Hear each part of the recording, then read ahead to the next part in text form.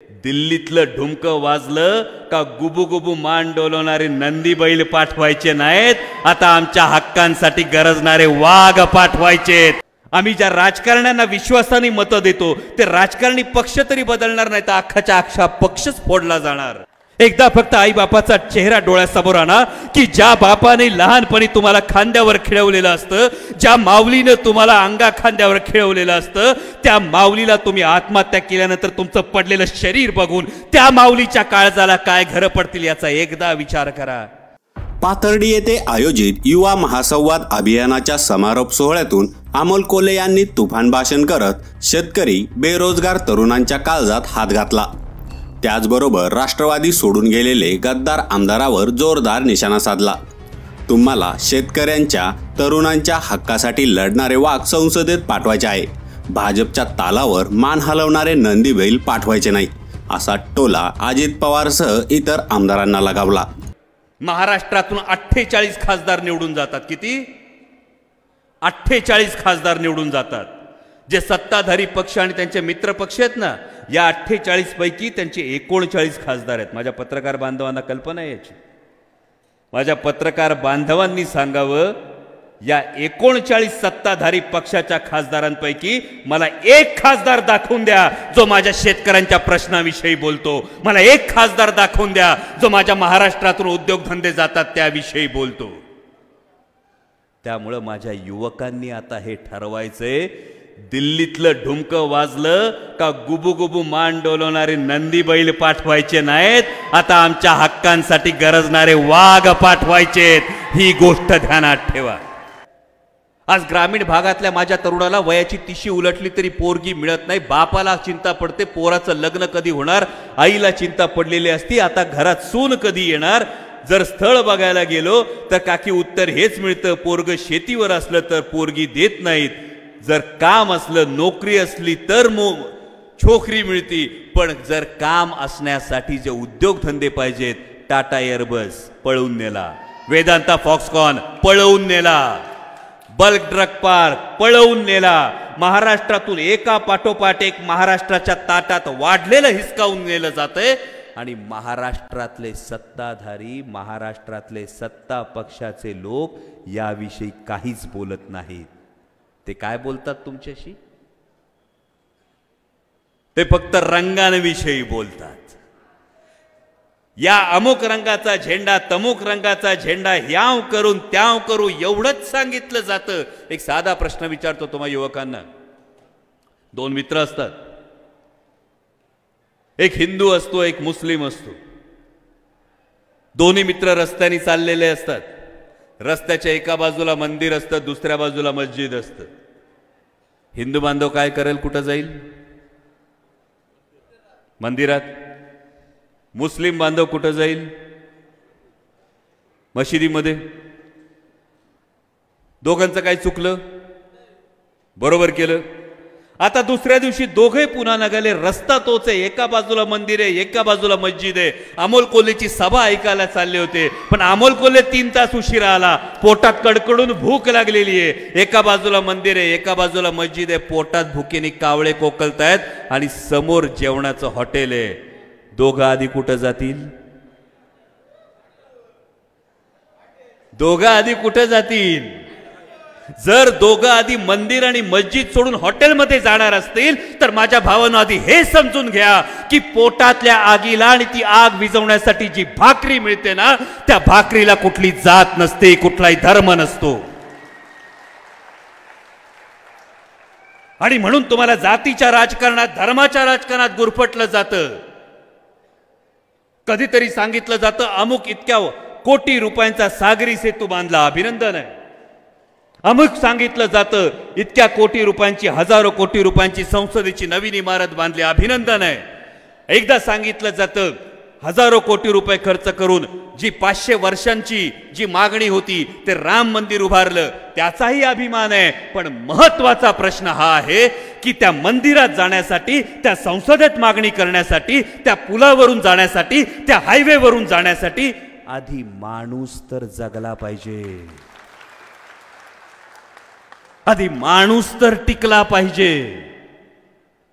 जर माझा सर्वसामान्य शेतकरी टिकला नाही, जर माझा सर्वसामान्य युवक टिकला नाही, तर हजारो कोटी रुपयांच्या हायवेचे आणि हजारो कोटी रुपयांच्या सागरी सेतूचे उपयोग तरी काय होणार, हा प्रश्न विचारणं फार महत्वाचं आहे. आणि या चक्रव्यूहामध्ये माझा तरुण आज फसतोय. कुठंतरी जातीचं येतं, कधीतरी धर्माचं येतं. मला सांगा, क्रिकेट किती जण बघतात? क्रिकेटची मॅच बघता सगळे. विराट कोहली आवडतो का रोहित शर्मा आवडतो? हा,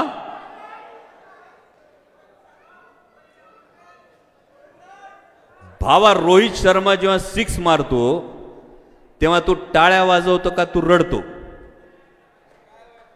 हा, जातीच्या विरोधी काम करता राहो तुम्ही. रोहित शर्मा कुठं आपल्या जातीचा आहे का? नाही ना. मग तुम्ही टाळ्या वाजवता का रडता? प्रश्न स्वतःच्या मनाला विचारा. जेव्हा एखादा माणूस कर्तृत्व गाजवत असतो, जेव्हा एखादा माणूस देशाचं नाव मोठं करत असतो, तेव्हा तुम्ही जातीचं धर्माचं बंधन बाजूला ठेवता. ही तुमची मूळ भावना आहे. आणि जेव्हा ही मूळ भावना तुमची जातीच्या धर्माच्या गोष्टी बाजूला ठेवण्याची असेल, तर मग निवडणुकीत मत देताना नेमकी तीच गोष्ट कशाला समोर आणायची असती? माझ्या भावांना, जोपर्यंत या चक्रव्यूहातून तुम्ही सुटणार नाही, कायम एक गोष्ट लक्षात ठेवा. तरुण म्हणून पुढे चालत असताना आपल्या समोर 2 पर्याय असतात. एक पर्याय असतो, मी अमुक जातीत, अमुक धर्मात, अमुक पंथात, अमुक प्रांतात जन्माला आलो, याचा न्यूनगंड किंवा अहंकार बाळगणं, हा एक पर्याय असतो. आणि दुसरा पर्याय हा असतो की मी कुठल्याही जातीत, कुठल्याही धर्मात, कुठल्याही पंथात, कुठल्याही प्रांतात जन्माला आलो तरी माझ्या कर्तृत्वानं माझं व्यक्तिमत्व अशा उंचीवर नेऊन ठेवील की माझा माझ्या जातीला, माझा माझ्या धर्माला, माझा माझ्या पंथाला, माझा माझ्या प्रांताला आणि माझा माझ्या राष्ट्राला अभिमान वाटेल. तरुण म्हणून काम करत असताना कायम दुसऱ्या पर्यायानं काम करावं लागेल. इथं मोठ्या संख्येनं माता भगिनी आहेत. मी कायम माता भगिनींविषयी बोलतो. कधीही जेव्हा माता भगिनींशी संवाद साधण्याची वेळ असते, सगळ्यात मोठी प्रेरणा इथे आहे.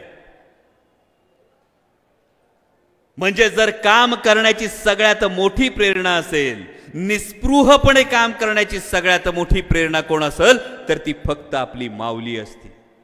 जगातलं एकच नातं आहे हो. लहान लेकरू जेव्हा मांडीवर खेळवत असतं तेव्हा त्या लेकराची लाथ खाऊन सुद्धा त्याचा प्रेमानं मुकं घेण्याचं एकमेव नातं जे का असेल ते माऊलीचं नातं आहे फक्त. आणि या माता भगिनींकडून तर फार मोठी अपेक्षा आहे, या युवतींकडून फार मोठी अपेक्षा आहे. कारण तुम्हाला फार मोठा वसा लाभलाय, फार मोठा वारसा लाभलाय. कारण जर कोणी असं म्हणत असेल, जेव्हा पण काका असं सांगितलं जातं की महिला सशक्तीकरणाचं धोरण, तेव्हा आधी माझ्या छातीत धस्स होतं. म्हटलं, अहो जी मुलगी, बहीण, आई, बायको, आजी, वहिनी एवढी सगळी नातं निभावू शकते, त्या माझ्या माता माऊलीला तुम्ही काय सशक्त करणार? अहो तिला मातृत्व, कर्तृत्व आणि नेतृत्वाचा वसान वारसा लाभलाय. कारण तिला जो वसान वारसा लाभलाय तो राष्ट्रमाता जिजाऊ साहेबांच्या मातृत्वाचा लाभलाय. तिला जो कर्तृत्वाचा वारसा लाभलाय तो क्रांतिज्योती सावित्रीबाई फुलेंच्या कर्तृत्वाचा लाभलाय. आणि तुला जो नेतृत्वाचा वसान वारसा लाभलाय तो पुण्यश्लोक अहिल्याबाई होळकरांच्या नेतृत्वाचा लाभलाय. आणि म्हणून जेव्हा इकडच्या बाजूविषयी बोलतो तेव्हा इकडच्या बाजूविषयी बोलणं तेवढंच गरजेचं असतं. कारण फक्त कपाळावर चंद्रकोर लावली आणि जय शिवराय, जय भवानी, जय शिवाजी म्हटलं म्हणजे शिवभक्ती होत नाही. कपाळावर चंद्रकोर लावली आणि नाक्यावर उभ्या असलेल्या भगिनीकडे वाकड्या नजरेनं बघितलं तर स्वतःला प्रश्न विचारायचा असतो, कल्याणच्या सुभेदाराच्या सोनेची साडी चोळी देऊन पाठवणी करणाऱ्या माझ्या छत्रपतींचा वसान वारसा सांगण्याचा अधिकार मला आहे का? हे का सांगतो? हे कशासाठी सांगतोय? तर जी भौतिक सुख असतात, ज्याच्याकडे सायकल असती त्याला वाटतं मी 2 चाकी घ्यावी, ज्याच्याकडे दुचाकी असती त्याला वाटते मला 4 चाकी घ्यावी, दुचाकी 4 चाकी घेतल्यानंतर मला वाटतं माझ्याकडे आणखी SUV असावी. आणि हे सगळं झाल्यानंतर प्रश्न विचारतो मी नेमका धावतोय कशासाठी. म्हणजे मगाशी काकांनी आदरणीय शरदचंद्रजी पवार साहेबांचा उल्लेख केला. हे करत असताना, ही राजकीय भूमिका घेत असताना, ही राजकीय भूमिका माझ्यासारखा कुठलीही राजकीय पार्श्वभूमी नसलेला व्यक्ती का घेतो याचंही उत्तर देतो. कारण माझ्या माता मावल्या कधीच आपल्या लेकराला सांगत नाही ना, बाळा तू लांडी लबाडी कर, तू चोरी चपाटी कर, पर तू श्रीमंत माणूस हो. हाय कुठली माई जिने आपल्या लेकराला हे सांगितलंय? तुम्हाला कधी आईने सांगितलंय बाळा तू लांडी लबाडी कर, चोरी चपाटी कर, पण श्रीमंत माणूस हो, मोठा माणूस हो, असं कधी सांगितलंय? कारण माझ्या माता मावल्यांची ही संस्कृती आहे, ज्या नेहमी सांगतात बाळा रोज पुरणपोळी नाही मिळाली तरी चालेल, एक वेळ चटणी भाकर खाऊन राहा, पण तत्वानी जग, सत्वानी जग आणि चांगला माणूस हो. आणि म्हणून ही गरज, या भौतिकतेच्या संपूर्ण प्रवासात ही तत्व, ही मूल्य, ही कायम टिकण्याची, ही टिकवण्याची आज गरज आहे. आज जेव्हा तुम्ही देशाचं राजकारण बघता, महाराष्ट्राचं राजकारण बघता, त्या परवा मला एक पत्रकार बांधव गमतीनं म्हणाले, ते म्हणाले की डॉक्टर आता लग्नांचा सीझन जवळपास संपत आलाय, काही काही आहेत लग्न, पण लग्न करताना आधी पत्रिका बघण्याचा आपल्याकडे रिवाज आहे. बरोबर ना? म्हणजे पत्रिकेत सगळे ग्रह जागेवर आहेत का, काय ते राहू केतू शनी, काय मंगळ आहे का, हे सगळं बघतात. मला एक माझे ज्येष्ठ पत्रकार म्हणाले, डॉक्टर आता कदाचित निवडणुकीच्या आधी आईस पत्रिका बघायचा वेळ येईल. आता ही आईस पत्रिका काय असती? म्हणजे आपल्याला जन्मपत्रिका माहिती आहे, लग्नकुंडली माहिती आहे, जन्मकुंडली माहिती आहे, तशी ही नवीन कुंडली आली आहे, राजकारण्यांच्या नशिबात असते, त्याला आईस कुंडली म्हणतात. इन्कम टॅक्स, CBI आणि EDची कुंडली. जर इन्कम टॅक्स, CBI आणि EDचा ग्रह जर तुमच्या पत्रिकेत नसल तरच मतदान द्या, नाहीतर मतदान कोणालाही दिलं तर यातला कुठलाही ग्रह मध्येच जागा होतो आणि ज्याला मतदान दिलं तो ज्या पक्षात असेल तो त्या पक्षातून उठतो आणि तो सत्ताधारी पक्षात जाऊन बसतो. हे माझे पत्रकार बांधव सांगत होते, मी म्हणत नाही. हे आवर्जून तुम्हाला सांगण्याची गरज अशासाठी आहे, कारण हे जे मत तुम्ही देणार आहात, विशेषतः युवक म्हणून तुम्ही जे मत देणार आहात, यांनी तुमची पुढची 5 वर्ष ठरणार आहे, त्यांनी राज्याचं धोरण ठरणार आहे, यांनी राष्ट्राचं धोरण ठरणार आहे. आणि मग असा प्रश्न पडतो, प्रत्येकाला वाटतो की मग काय सगळंच नैराश्य आहे का? म्हणजे कशातच राम नाही का?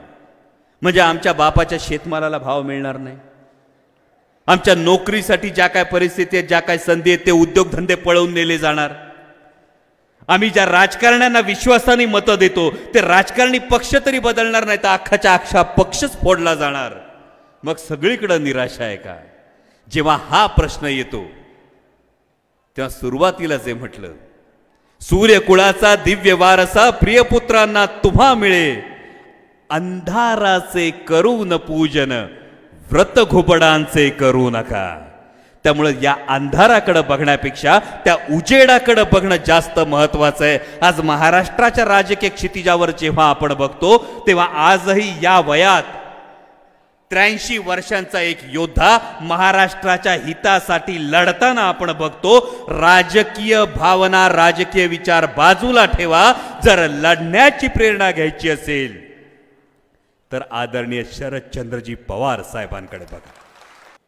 पण अडचणी प्रत्येकाच्या आयुष्याच्या असतात, प्रत्येकाच्या आयुष्यात अडचणी असतात, तुमच्याही असतात, माझ्याही असतात. जसं तुमच्या आयुष्यात अडचण असते की मला पोराची फी भरायला जमणार आहे की नाही, तसाच माझ्या माता माऊलीला अडचण असते, माझा महिन्याचा किराणा मला महिनाभर पुरणार आहे की नाही, मी केलेला स्वयंपाक हा समोरच्याला आवडणार आहे की नाही, मला तुमच्या माझ्या युवकाला अडचण असते, मी शिकतोय पण या शिक्षणाला काही नोकरी मिळणार आहे की नाही. आणि ह्या सगळ्या ज्या अडचणी असतात या अडचणींचे काही पर्याय शोधले जातात. म्हणजे मध्यंतरी मला एका मित्राने सांगितलं, डॉक्टर लई टेन्शन आलं ना की मी आपला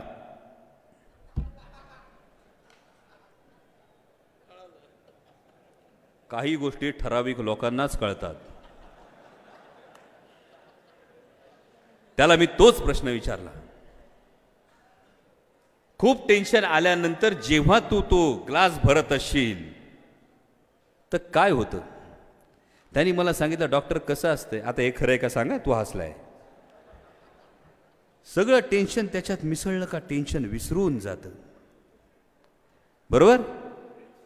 मग भावा, ते जेव्हा टेन्शन विसरलं जातं तेव्हा तो ग्लास रिकामा झाला का त्याच्याच तळाशी सकाळी उठल्यावर बघ, ते टेन्शन तसंच असतं. कुठलाच प्रश्न त्या गोष्टींनी सुटत नसतोय, फक्त त्या प्रश्नापासून जी पळवाट असते ही पळवाट ती असते. जर छत्रपती शिवाजी महाराजांनी अफजल खान चालून आल्यानंतर पळवाट स्वीकारली असती तर प्रतापगडाच्या पायथ्याशी अफजल खानाचा कोथळा महाराजांनी काढला नसता. जर छत्रपती शिवाजी महाराजांनी औरंगजेबाचं आक्रमण आल्यानंतर पळवाट स्वीकारली असती, मिर्झा राजा जयसिंगाला, शाहिस्ते खानाला एका मागून एक आक्रमण आलं, जर छत्रपती शिवाजी महाराजांनी पळवाट स्वीकारली असती तर स्वराज्य कधीच निर्माण झालं नसतं. आणि म्हणून सांगतो भावांनो, टेन्शन किती मोठं असलं तरी रेल्वेच्या फलाटावर जो माझा हमाल बांधव असतो ना, त्याच्याकडे बघा. जेव्हा बोजा डोक्यावर असतो तेव्हा आपली आणि आपल्या व्यक्तिमत्वाची उंची कमी असते.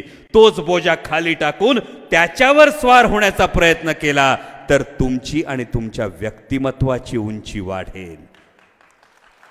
त्यामुळे ध्यानात ठेवा, इतिहासाचं नाव घेतलं की आपल्या बाहू शिवशिवतात, आपलं रक्त सळसळतं, आपली छाती अभिमानानं भरून येते. पण इतिहास हा कधीच पळून जाणाऱ्यांचा लिहिला जात नाही. इतिहास हा कधी मान खाली घालणाऱ्यांचा लिहिला जात नाही. इतिहास हा कायम लढणाऱ्यांचा लिहिला जातो.